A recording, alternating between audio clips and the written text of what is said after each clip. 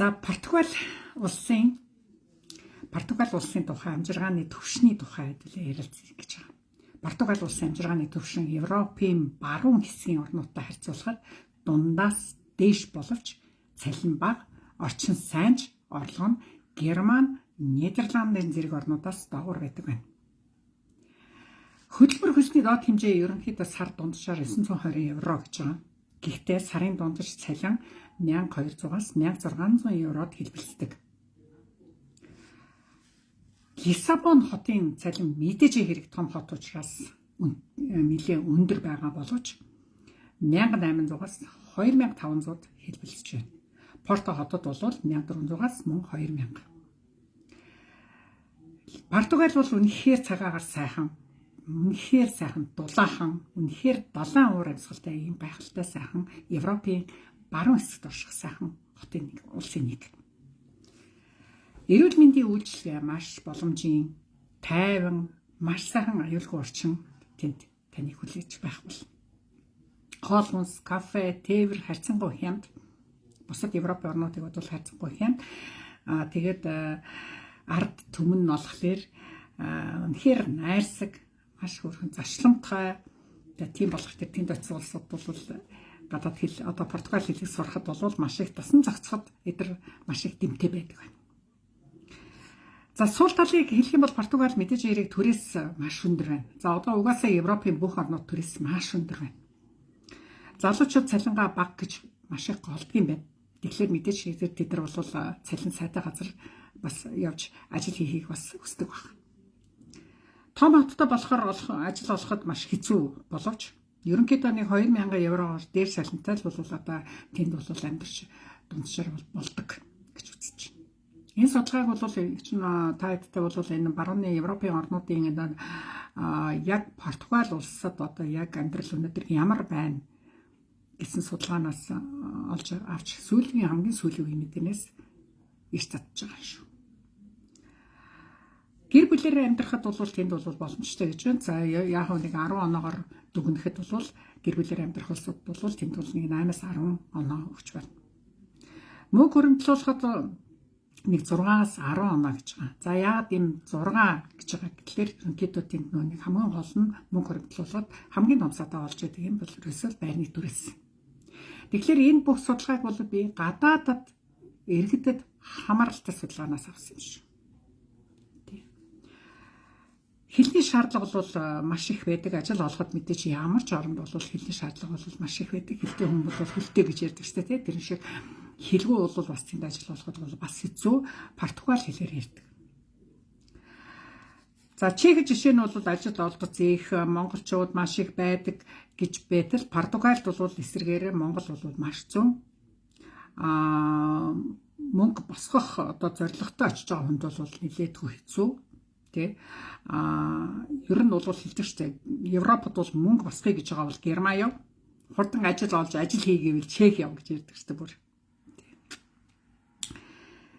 Ягтай нэг тайван амьдраад гэр бүлэрээ тэнд нэг бол үнэхээр боломжтой бай гэвэл Португалыг сонгох бас бүрэн боломжтой газар гэдэг.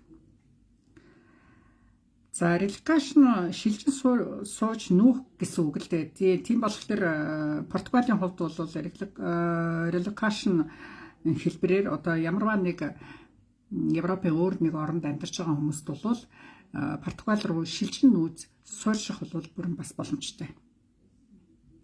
Гэхдээ тэд нар бол ямарваа нэг ремонт ажилтай хүнд их айтаахан гэж байгаа. Тэр нь юу гэсэн үг вэ гэхээр зайнаас одоо ажиллах, home office-оор ажиллах тийм ээ. Тийм улсуудад их боломжтой. Жишээлбэл одоо Google гэрээс remote job хийгээд ажил хийгээд гэрээтэй ажиллаад Португалд амьдраад Америкт жишээлбэл байж болж шүү дээ. Америкт жишээлбэл аль басны одоо ажлын гэрээтэй болвол алсын зайнаас ажил хийж гүйцэтгэж тийм ажлын гэрээтэй болвол Португалд амьдраад байж болж байна гэсэн үг. Америкийн одоо Германы одоо хаач Солонгосын ч юм уу энэ том корпорацуудтай гэрээтэй улсууд бол Португалд амьдраад ингээд байх ийм боломжтой байдаг юм байна. Тэд нар ч угаасаа зарим гадаад иргэдийг амьдардаг юм байна. Жишээ нь Customer Support, Sales Marketing, Design трансляци гэж онлайн тишинг гэж сошиал медиа менежмент гэх мэт ажил хаанаас ч ажиллах боломжтой өндөр цалинтай ажлуудыг хийгээд тэндээ амьдраад иж болж байна. Жишээлбэл YouTube, TikTok-ийн одоо хөчүүлэгч байх жишээтэй тийм ээ.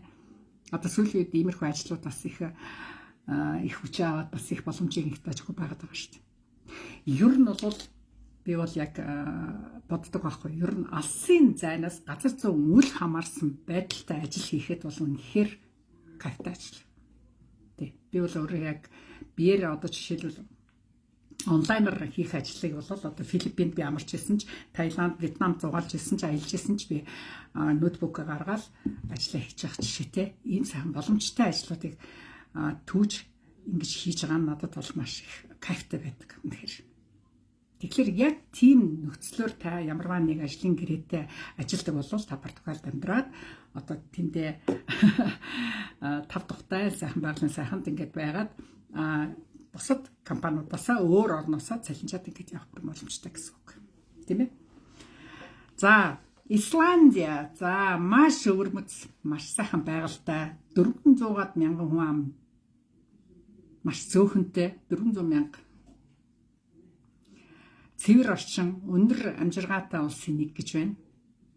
Исланд хэлээр ярьдаг юм байна. Исланд крона гэж энэ мөнгөнд тэмдэгтэн валют нь Исландын крона гэж байдаг юм байна. Тэгээ Европын холбооны улс орн биш боловч Шенген ариад багтдаг юм байна. Шенгений зонд багтдаг юм байна. За эднийх бол цалин өндөр, нийгмийн халамж бол сайн, аюулгүй, маш аюулгүй 50 орны нэг. Гэмт хэрэг баг байдаггүй гэж байна. Гэмт хэрэг баг гэж байна үндсэндээ. За сул тал нь бол маш ялгаагүй Португалтай адилхан түрээс нь бол маш өндөр. За тэгэхээр очиод байр орон сууцгүй улсууд мэдээж хэрэг түрээсийн байрал авна. За тэр нь бол маш өндөр. За хэлгүй бол ажил болох маш хэцүү. Амьдрах зардал маш өндөр. Өвөл нь маш хурд, маш хүйтэн салхитай гэж байна. За тэгтээ ер нь ямар ажил болдог гэхээр аялал жуулчлалын загас боловсруулах үйлдвэрүүд юм уу, зочид буудал, барилга, IT инженерүүд бол жишээл тэнд рестораны чиглэлээр бол жишээлбэл тэнд бол ажлууд бол нэлээдгүй олдцтой байдаг юм байна. Гадаад хүмүүст. Дасан зохицох байдлыг бол за бас л нэг 5-аас 10 оноо өгч болж ийн гэж байгаа. Яагаад 5 гэж байгаа юм гэхээр бас л нөгөө нэг хэлний асуудал энэ дэр гарч байгаа бах тийм ээ. За хоригдлол хийх мөнгө хураах тал дээр бол Исландад бол ер нь нэг 7-оос нэг 10 оноо өгч болж ийн гэж байгаа. За энд хоригдлол үүсгэхэд мөн ялгаагүй нөгөө байрны түрээс үнэтэй учраас ийм 7-оос эхэлж байгаа оноо маш бага эхэлж байгаа юм тий. За тэгээ мөнгө босхийг гэвэл мэдээж хажууд нь байгаа Норвег хамаагүй дээрээ гэж ингэж үздэг юм байна. За тэнд Исландад бол Польшоос, Филиппинээс зэрэг орноос хүмүүс ирж ажил хийдэг юм байна. За тэгээд хүн ам цөөн учраас ер нь ажиллах хүч гадаадаас авахд бол маш нэн сонирхолтой орны нэг байдаг юм байна. Хүн ам маш цөөхөн учраас.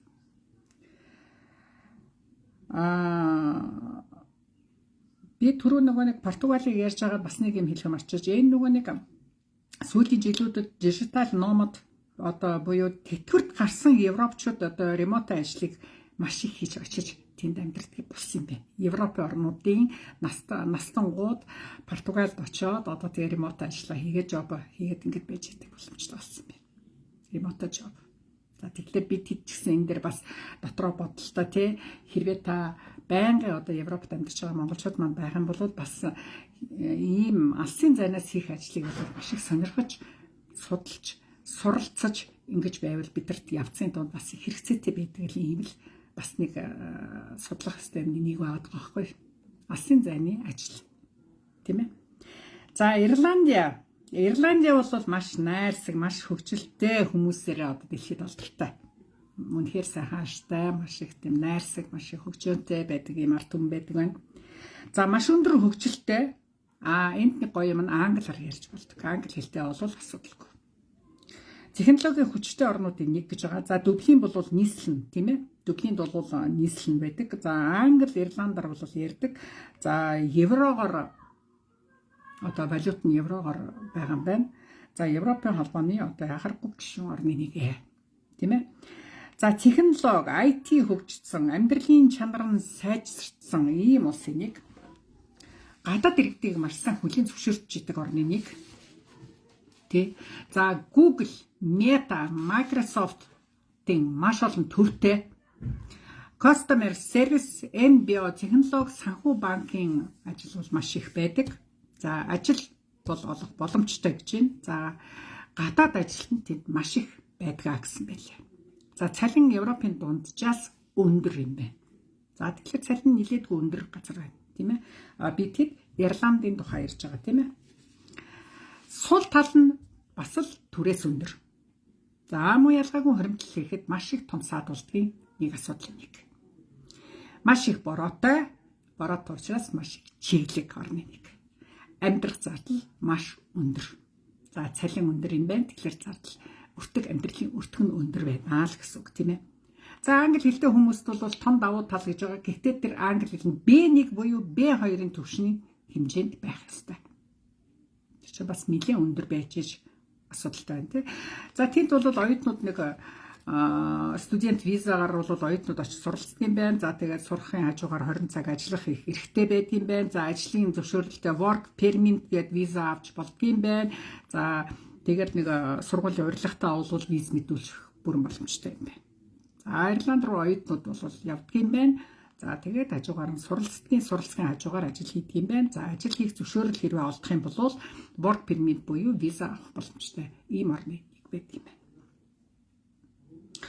За хэл усгүй муутай улсууд бол ер нь ямар ч орон цалин бага шүү дээ. Одоо энд бол чадвар муу, хэл ус муутай хүн бол нэг 1800 евро авдаг гэж байна. Туршлагатай, маш мэрэгчлэр өндөр чадварын тэм хүмүүс очих юм бол IT инженерүүд ч юм одоо тэр Meta, Microsoft ажиллах чадвартай залуучууд байх юм бол тэнд очих юм бол ер нь 3000 евроос дээш цалин авах бүрэн боломжтой орны нэг юм байна. За энэ дээр нэг юм анхааруулсан байна лээ. Хуурамч одоо агент зуучлалын газрууд байдаг юм шүү. Энээс маш их болгоомжлоор гэсэн байна лээ.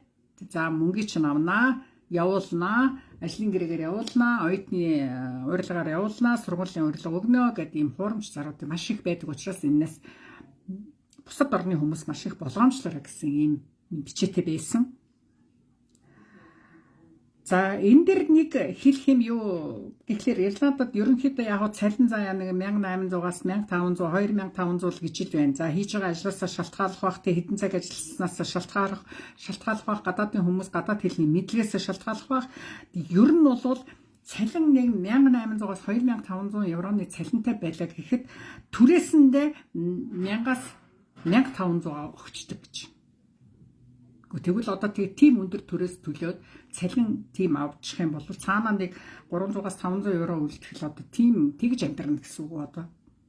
Тэгэхээр надад бол төрөөсөөс аимшигт үнэтэй өртөг өндөртэй ийм ор юм байна л гэж ингэж харагдлаа. Тийм багт. За Латв бол Балтийн бүсийн жижиг боловч тогтвортой амьдрал зардал харьцангуй боломжийн Европын улсын нэгэ гэж. За Рига хот тийм ээ нийслэл Рига 1.8 сая хүн амтай англиар ойлгодог еврогоор одоо бүх бүлгийн хийгдэг мөнгөн тэмдэгт нь евро тэгээ Европын холбооны холбоонд багтдаг болсон. Амьдрах зардал бол Чех, Герман, Ирландаас бол хамаагүй хямд гэж байна. За юмнууд нь хямдхан өртөг хямдхан юм байна. За түрээс бол яг Рига болон бусад газар дунд төвшөнд гэж энэ Европын орнуудыг бодвол тийм ээ мэдээч ер нь ямар ч оронд одоо нийслэлүүд нь бол түрээсийн өмнө одоо байрны өмнө үнэтэй байдаг нь ойлгомжтой. Нийслэлээс зах руугаа болохоор арай хямд байдаг шүү дээ тийм ээ. Тэр бол мөн ялгаагүй байна. Ерөнхийдөө Латв бол тайван жижиг зах зээлтэй ийм орон гэж байна. За ажил олдоц бол логистик байна, ресторан, барилга, мөн ялгаагүй IT инженерүүд маш их хэрэгцээтэй байдаг. Энэ сүүлийн үед IT бол жижиг бага боловч хөгжиж байгаа гэж байна. Тэгээ сүүлийн үед бол IT-гаар бол нэлээд хүчингүй байгаа гэж ярьж байна. За тэгээ давуу тал нь Европ стандарттай ийм гадаад ажилчдыг хүлээн зөвшөөрдөг ийм орны нэг юм байна.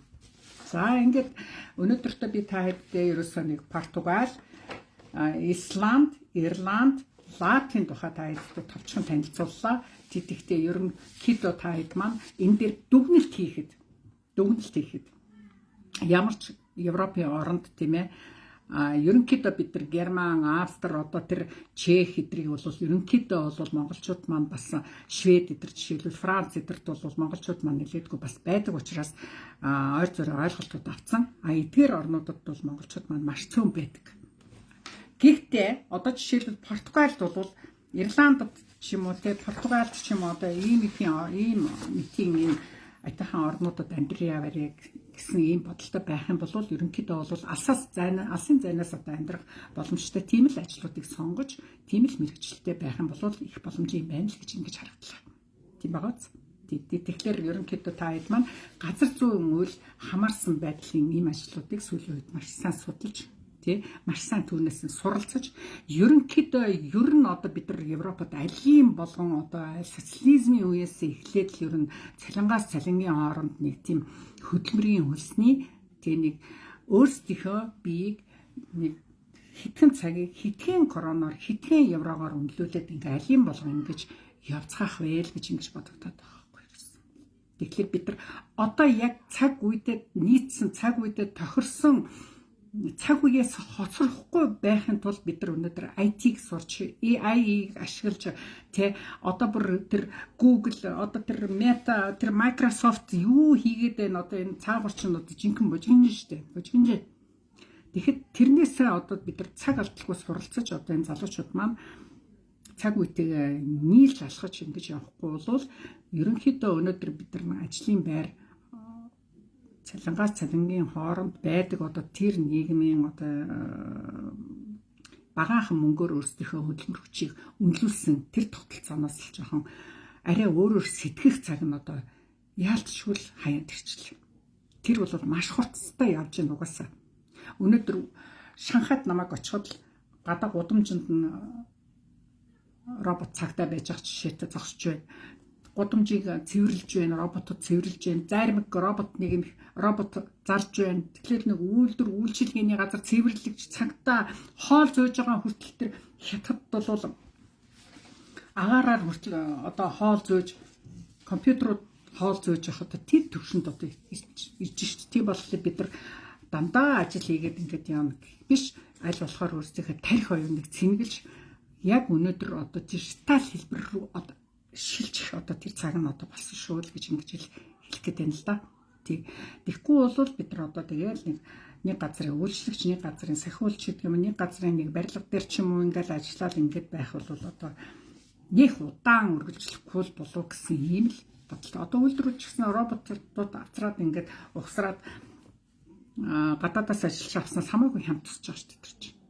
Тийм ээ. Олон хүний нийгмийн даатгал, олон хүний эрүүл мэндийн даатгал төлж явахаар тэд нар нэг робот угсарсан байхад тэд нар чинь хэд мянгаар нь хэдэн цагийн эмнэлтэд юмнуудаа үйлдвэрлээд тэр машины тангуудыг үйлдвэрлээд цааш нь шидэж байгаа шүү дээ. Тийм. Хамаагүй хурдтай. Тэгээд хамаагүй хэмнэлттэй яг нэг тогны үнэл төлнөцтэй.